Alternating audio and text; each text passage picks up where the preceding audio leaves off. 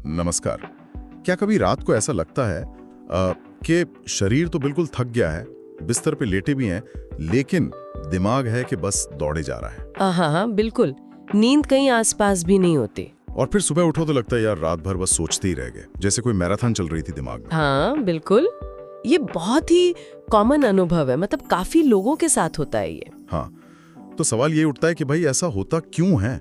रात में ही क्यों दिमाग इतना एक्टिव हो जाता है, विचारों के जाल में क्यों फंस जाता है? आज हम इसी पहेली को थोड़ा समझने की कोशिश करेंगे।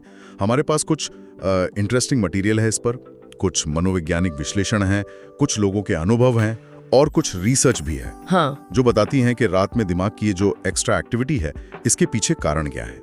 तो आज का मिशन यही है कि इस जानकारी को खंगालें और समझें कि ये रात वाली ओवरथिंकिंग के पीछे के मनोवैज्ञानिक फैक्टर्स क्या हैं। ये वाकई बहुत जरूरी मुद्दा है, क्योंकि कई बार ना लोग इसे बस टाल देते हैं कि अरे ज्यादा सोच लिया होगा। पर जैसा कि हमारे सोर्सेज बताते हैं, इसके पीछे गहरे साइकोलॉजिकल पैटर्न हो सकते हैं। अच्छा। और ये सिर्फ नींद खराब नहीं करता, इसका असर पूरे दिन की एनर्जी पर, मेंटल क्लैरिटी पर, सब पर पड़ता है। ये समझना जरूरी है कि सिर्फ विल पावर की कमी नहीं है, बल्कि दिमाग के काम करने के तरीके से जुड़ा है, खासकर रात के समय। बिल्कुल। और अच्छी बात यह है कि जो स्रोत हम देख रहे हैं वो सिर्फ प्रॉब्लम नहीं बताते, बल्कि कुछ प्रैक्टिकल आसान से तरीके भी सुझाते हैं, जिन्हें मटेरियल में इजी हैक्स या सरल उपाय कहा गया है। हाँ, सॉल्यूशंस भी हैं। हाँ, तो आज हम इन्हीं स्रोतों की मदद से रात के इन विचारों के चक्रव्यूह को भेदने की कोशिश करेंगे, समझेंगे कि दिमाग रात में क्यों भटकता है और उसको थोड़ा शांत कैसे किया जा सकता है। चलिए इस विषय की तह तक चलते हैं। चलिए। तो सबसे पहला सवाल यही, रात में ही क्यों? मतलब दिन में भी तो स्ट्रेस होता है, चिंताएं होती हैं, फिर रात में ऐसा क्या खास हो जाता है? हमारे सामने जो विश्लेषण है वो एक बड़ी सीधी सी बात कहता है। दिन भर का हमारा दिमाग ना एक बिजी चौराहे जैसा होता है। हाँ, बिल्कुल। काम का pressure, meetings, phone call, social media, लोग, घर के काम, लगातार कुछ न कुछ चल रहा है। एक सोर्स इसे कॉग्निटिव एंगेजमेंट कहता है। दिमाग बाहरी चीजों में उलझा रहता है। सही बात है, ध्यान बटा रहता है एक तरह से। हाँ, लेकिन जैसे ही रात होती है, हम बिस्तर पर आते हैं, लाइट बंद कर दें, अचानक वो चौराहा खाली, बिल्कुल सन्नाटा। भारी शोरगुल बंद, कोई ईमेल नहीं, कोई फोन नहीं, आसपास बात करने वाला भी कोई नहीं अक्सर। एक स्रोत कहता है कि दिन की भागदौड़ एक तरह का मेंटल कवच बना देती है जो रात को उतर जाता है। हाँ, ये अच्छा फ्रेज है, मेंटल कवच। और दिमाग जो हमेशा कुछ न कुछ करने का आदी है, अब इस खालीपन में वो बेचैन हो जाता है। और यहीं पर वो साइकोलॉजिकल पहलू और गहरा हो जाता है। स्रोत इस बात पर जोर देते हैं कि ये सिर्फ खालीपन नहीं है, रात का सन्नाटा और वो अकेलापन, वो हमारे अंदर दबे हुए डर और चिंताओं को जैसे ऊपर ले आता है। अच्छा। एक स्टडी का जिक्र है जो बताती है कि रात में हमारी थ्रेट डिटेक्शन सिस्टम, मतलब खतरे को भांपने वाली जो दिमागी प्रणाली है, हाँ। वो ज्यादा सेंसिटिव हो जाती है। ओह। हाँ, इसलिए दिन में जो चिंता शायद छोटी सी लगे, जैसे बॉस की हल्की सी नाराजगी या किसी दोस्त का थोड़ा रूखा जवाब, वही रात के अंधेरे में बहुत बड़ी लगने लगती है। हाँ, होता है ऐसा। दिमाग उसे बड़ा करके देखने लगता है। साइकोलॉजी में इसे कैटास्ट्रोफाइजिंग कहते हैं, मतलब बद से बदतर सोचने की आदत। कैटास्ट्रोफाइजिंग मतलब राई का पहाड़ बनाना अंधेरे में बैठकर। हाँ, कुछ वैसा ही, और वो भी ऑटोमेटिक मोड में। और फिर शुरू होता है वो विचारों का दुष्चक्र, जिसे हमारी सामग्री में बार बार रूमिनेशन कहा गया है। हाँ, रूमिनेशन। ये शब्द शायद जुगाली करने से आया है, जैसे जानवर एक ही चीज को बार बार चबाते रहते हैं। बिल्कुल वैसे ही दिमाग एक ही नेगेटिव विचार या चिंता को पकड़ लेता है और बस उसी को बार बार दोहराता रहता है, बिना किसी हल तक पहुंचे। जैसे एक उदाहरण दिया है मटेरियल में, किसी को रात में अचानक याद आता है कि उसने ऑफिस का कोई ईमेल भेजा था पर दोबारा चेक नहीं किया था। ओके। फिर विचार शुरू होते हैं, अरे यार उसमें कोई टाइपो तो नहीं था, कहीं कुछ गलत तो नहीं लिख दिया, क्या मेरा कलीग मेरा मजाक उड़ाएगा, क्या इससे मेरे प्रमोशन पर असर पड़ेगा। ओह गॉड, हाँ, एक के बाद एक। हाँ, स्रोत बताते हैं एक विचार दूसरे को खींचता है, दूसरा तीसरे को, और ये चेन तब तक चलती है जब तक आप बिल्कुल थक ना जाए या सुबह ना हो जाए। ये सोचना नहीं है बस, ये एक तरह का मेंटल जाम है। बिल्कुल। और ये रूमिनेशन जो है, ये नींद का सबसे बड़ा दुश्मन है। जब दिमाग ऐसे नेगेटिव विचारों के लूप में फंसा होता है ना, हाँ, तो वो रिलैक्स मोड में जा ही नहीं पाता, बल्कि वो हाई अलर्ट पर रहता है। अच्छा। कुछ न्यूरो इमेजिंग स्टडीज का जिक्र है जो बताती हैं कि इस दौरान दिमाग के वो हिस्से ज्यादा एक्टिव रहते हैं जो इमोशनल प्रोसेसिंग और सेल्फ रिफ्लेक्शन से जुड़े हैं। लेकिन प्रॉब्लम सॉल्विंग वाले हिस्से उतने एक्टिव नहीं होते। मतलब घूम फिर के वहीं के वहीं। बिल्कुल। जैसा एक स्रोत ने कहा, दिमाग एक्टिव है पर कहीं पहुंच नहीं रहा।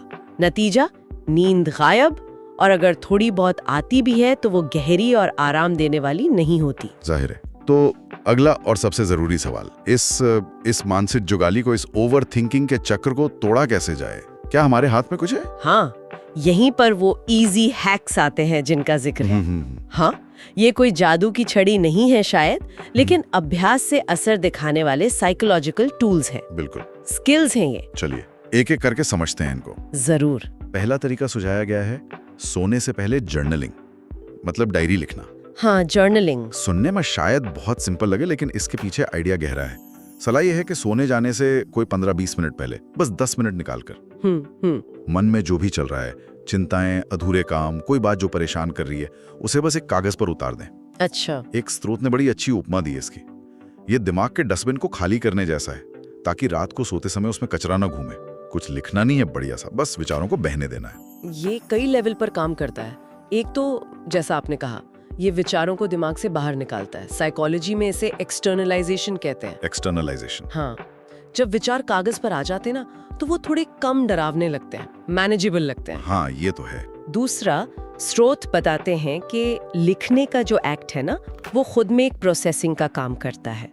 हम सिर्फ चिंताएं लिखते नहीं, अनजाने में उन्हें थोड़ा ऑर्गेनाइज भी कर लेते हैं। अच्छा। कुछ स्टडीज का जिक्र है कि खास तौर पर वरी डंप, मतलब सिर्फ चिंताओं को लिखना, सोने में लगने वाले टाइम को कम कर सकता है। Worry dump. हाँ, लेकिन ये जरूरी है कि इसे सोने से एकदम पहले ना करें। थोड़ा गैप रखें ताकि दिमाग लिखने की एक्टिविटी से शांत होने की तरफ आ सके। ठीक है, तो ये हुआ विचारों को बाहर निकालना। अब दूसरा है वो सीधे शरीर पर काम करता है। हाँ, बॉडी के थ्रू। ये है सांस लेने की एक खास टेक्निक। कई स्रोत इसे 4-7-8 विधि कहते हैं। हाँ, काफी पॉपुलर है ये। बहुत सरल है, बिस्तर पर लेटकर भी कर सकते हैं। करना ये है, 4 सेकंड तक नाक से धीरे धीरे सांस अंदर लेनी है। ठीक है। फिर 7 सेकंड तक सांस को अंदर रोक कर रखना है। ओके, 7 सेकंड होल्ड, और उसके बाद 8 सेकंड तक मुंह से धीरे धीरे पूरी तरह सांस को बाहर छोड़ना है, होठों को थोड़ा सिकोड़कर, जैसे सीटी बजाते हैं। अच्छा, 8 सेकंड में बाहर। हाँ, इस पूरे साइकिल को 3 से 4 बार दोहराना है। एक स्रोत कहता है ये टेक्निक दिमाग को एक साफ सिग्नल भेज दिए, सब ठीक है, अब आराम करने का टाइम है। इसके पीछे का जो साइंस है वो हमारी ऑटोनॉमिक नर्वस सिस्टम से जुड़ा है। अच्छा। हमारे चिंता और तनाव अक्सर सिंपैथेटिक नर्वस सिस्टम को एक्टिवेट कर देते हैं, वो फाइट या फ्लाइट वाला मोड। सूल तेज धड़कना, सांसें तेज होना। हाँ। 4-7-8 जैसी गहरी रिदमिक ब्रीदिंग टेक्निक्स इसके उलट पैरासिम्पैथेटिक नर्वस सिस्टम को एक्टिवेट करती हैं, जिसे रेस्ट एंड डाइजेस्ट सिस्टम कहते हैं। Rest and digest. हाँ, ये बॉडी को शांत करती है, हार्ट रेट धीमा करती है, मसल्स को रिलैक्स करती है और मेंटल पीस को बढ़ाती है। स्रोत ये भी बताते हैं कि 8 सेकंड तक सांस छोड़ने पर ज्यादा जोर देना इम्पोर्टेंट है, क्योंकि ये कार्बन डाइऑक्साइड को असरदार तरीके से बाहर निकालता है और शांत करने वाला इफेक्ट बढ़ाता है। ये तो सीधा बॉडी के जरिए दिमाग को शांत करने का तरीका हुआ। बिल्कुल। और तीसरा हैक, जिसे सेल्फ टॉक स्विच कहा गया है। हाँ, सेल्फ टॉक। वो सीधे हमारे सोचने के तरीके पर काम करता है। आइडिया यह है कि जब रात को चिंता वाले विचार आए तो उनसे बहस करने या उनमें उलझने के बजाय जानबूझकर उन्हें टालना, अपनी सोच की दिशा बदलना। मटेरियल में एक तरीका सुझाया है खुद से बात करना, एक तरह का मेंटल समझौता करना, जैसे खुद को थोड़ी दृढ़ता से पर शांति से कहना, ठीक है, मैं समझ रहा हूँ ये चिंता जरूरी है, पर अभी रात के 2 बजे हैं, मैं इस पर कल सुबह 9 बजे पूरा ध्यान दूंगी।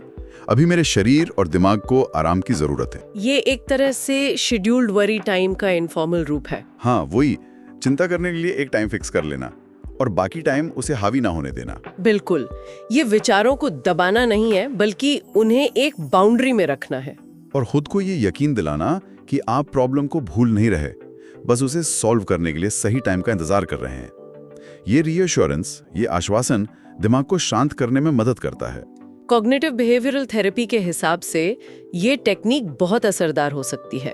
इसे कॉग्निटिव रीस्ट्रक्चरिंग या थॉट स्टॉपिंग का एक रूप मान सकते हैं। अच्छा, यहाँ हम अपने ऑटोमेटिक नेगेटिव विचारों को चैलेंज कर रहे हैं और उन्हें एक ज्यादा हेल्पफुल विचार से बदल रहे हैं। जरूरी बात यह है, जैसा स्रोत बताते हैं, कि ये सेल्फ टॉक दृढ़ और विश्वसनीय लगना चाहिए। हाँ, मतलब खुद को बेवकूफ नहीं बना सकते। तो ये काम नहीं करेगा। ये अपने साथ एक ईमानदार वादा करने जैसा है। ये हमें सिखाता है कि हम अपने विचारों के गुलाम नहीं हैं, बल्कि हम उन्हें डायरेक्ट कर सकते हैं। सही बात, मेंटल बाउंड्री सेट करना। हाँ बिल्कुल, ये प्रैक्टिस का खेल है। तो ये 3 मुख्य तरीके हैं, जर्नलिंग, ब्रीदिंग टेक्निक और सेल्फ टॉक स्विच, जो स्रोत सामग्री रात की ओवरथिंकिंग से निपटने के लिए सुझाती है। और इन सब का निचोड़ क्या है, फायदा क्या है? सामग्री एक बहुत सीधी और उम्मीद जगाने वाली बात कहती है। जैसे ही आप अपने विचारों को कंट्रोल करना सीख जाते हैं, नींद अपने आप आने लगती है। हाँ, ये इंटरकनेक्टेड है। बिल्कुल, विचारों का तूफान थमेगा तो नींद की कश्ती किनारे लग जाएगी। बिल्कुल सही कहा। लेकिन यहाँ एक बात पर जोर देना बहुत जरूरी है, जिसे सभी स्रोत अंडरलाइन करते हैं। ये स्किल्स है, मैजिक नहीं। हाँ, ये जरूरी है। इनमें टाइम और प्रैक्टिस लगती है। हो सकता है पहली रात जर्नलिंग करने से या 4-7-8 ब्रीदिंग से एकदम चमत्कारी रिजल्ट ना मिले, लेकिन कंसिस्टेंसी जरूरी है। जैसे हम कोई नई भाषा सीखते हैं या कोई म्यूजिकल इंस्ट्रूमेंट बजाना सीखते हैं, सही, वैसे ही अपने दिमाग को शांत करना और विचारों को मैनेज करना भी एक आर्ट है, जिसे प्रैक्टिस से ही निखारा जा सकता है। धैर्य रखना और खुद पर थोड़ी नरमी बरतना भी इस प्रोसेस का हिस्सा है। और शायद ये भी कि हर किसी के लिए हर टेक्निक काम ना करे। हाँ बिल्कुल, स्रोत ये भी कहते हैं कि एक्सपेरिमेंट करके देखना जरूरी है कि किसी व्यक्ति के लिए क्या सबसे ज्यादा कारगर है। कोई एक चीज सबके लिए फिट नहीं होती। सही बात है। तो इस पूरी चर्चा के बाद ना एक बड़ा सवाल मन में घूम रहा है, जिसे स्रोत सामग्री भी अंत में इशारों में पूछती है। क्या सवाल? कि क्या हम अपने विचारों के रहमो करम पर हैं या हमारे पास उन्हें दिशा देने की शक्ति है? क्या दिमाग हमें चला रहा है या हम दिमाग को चला सकते हैं? कंट्रोल किसके हाथ में है, हमारे बेलगाम विचारों के या हमारी सचेत इच्छा शक्ति के? ये वाकई एक गहरा सवाल है और शायद इसका जवाब हाँ या ना में नहीं है, बल्कि एक बैलेंस में है। स्रोत इस बात पर सहमत दिखते हैं कि पहला कदम है मेटा अवेयरनेस। मेटा अवेयरनेस मतलब अपने सोचने के तरीके के बारे में सोचना, अपने मेंटल पैटर्न्स को पहचानना। जब हम ये समझने लगते हैं कि हमारे विचार कहाँ से आ रहे हैं और कैसे वो हमारी भावनाओं और नींद को प्रभावित कर रहे हैं, तभी हम उन्हें मैनेज करने के लिए सचेत कदम उठा सकते हैं। ये सेल्फ अवेयरनेस ही हमें पैसिव दर्शक होने से एक्टिव पार्टिसिपेंट बनने की शक्ति देती है अपने मन की दुनिया में। बहुत खूब। तो ये थी रात की ओवरथिंकिंग के कारणों और उससे निपटने के कुछ प्रैक्टिकल तरीकों पर हमारी आज की बातचीत, जो हमें उपलब्ध सामग्री के विश्लेषण से मिली। हाँ, उम्मीद है कि ये जानकारी रात के विचारों के चक्र को समझने और उससे बाहर निकलने की दिशा में कुछ रोशनी डालेगी। मन की दुनिया तो एक गहरे समुद्र जैसी है ना। बिल्कुल। जिसके रहस्यों को समझना एक लगातार चलने वाली यात्रा है, और इस यात्रा में ये छोटे छोटे टूल्स बड़े मददगार साबित हो सकते हैं। सही कहा, छोटी शुरुआत, बड़ा असर।